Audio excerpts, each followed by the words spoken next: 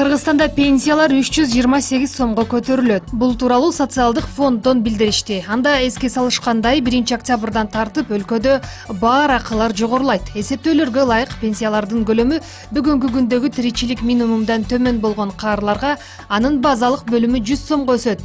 Муну менен алар орточо эсеп менен 4493 сом алып калат. Ал эми пенсиянын камсыздандыруу бөлүгү бардыгы үчүн эң кеминде 200 сомго көбөйөт. Ушуну менен пенсиялар 6%га же 328 сомго жогорулап, өлкө боюнча орточо эсеп менен 5820 сомго теңелет. Казакстанда курал жарак саткан кылмыштуу топ колго түштү. Казакстандын улуттук коопсуздук комитети Алматы, Чымкент жана Кызыл Ордо шаарларында мыйзамсыз курал жарак сатуу менен алектенген кылмыштуу топтун мүчөлөрү кармалганын билдирди. Мекеменин маалыматына караганда, алар Алматы жана Чымкент шаарларындагы атайын операциялар маалында кармалган.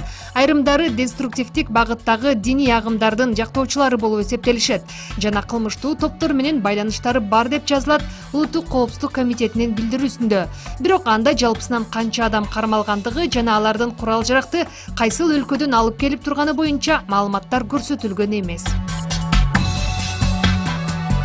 Айыл чарба долбоорлорун ишке ашырууга Швейцария дээрлик $1 миллион бөлүүдө. Бул тууралуу экономика министрлиги билдирет. Ага караганда $968 миң Ысык көлдө кошумча нарк чынжырын түзүүгө жумшалат. Мындай чара кыргызстандык мөмө жемиштердин атаандаштыгын жогорулатууга шарт түзмөкчү. Долбоор 3 жылга эсептелген.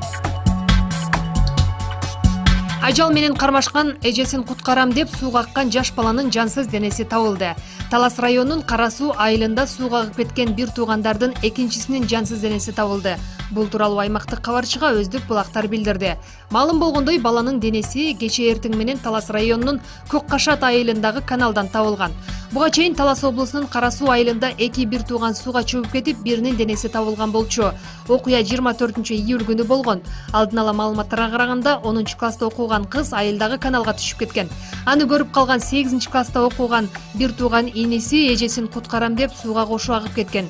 Бир тууганды издөө иштери жүргүзүлүп, саат 19:30 чамасында 10-класста окуган кыздын денеси табылган. Ош мамлекеттик университети эски корпусун түрттүрүп, жаңысын курат. Мындай маалымат мамлекеттик сатып алуулар сайтында жарыяланды. Ага таянсак, Кооператив атындагы көчөдө жайгашкан эски корпусту түртүп, жаңысын курууга компания тандалат.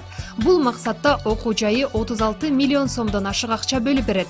Арыздар 5 августка чейин кабыл алынып, жумуштар быйыл 15 октябрда аякташы керек.